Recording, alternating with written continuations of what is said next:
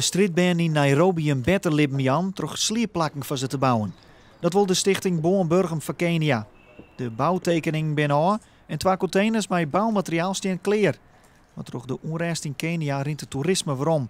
En dat had direct invloed op de helpactie van de stichting.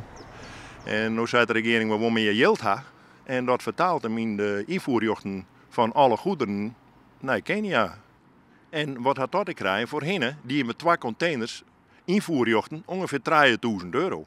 En nu €10.000 per container.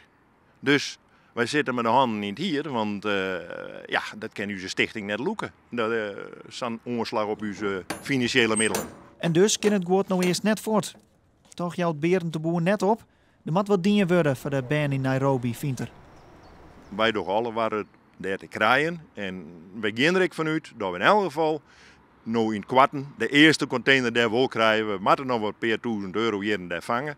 Maar 50 ben op een plakje van 5 bij 3 meter onder 50 graden sliepen, dat is net te doen. Dus er moet wat gebarren.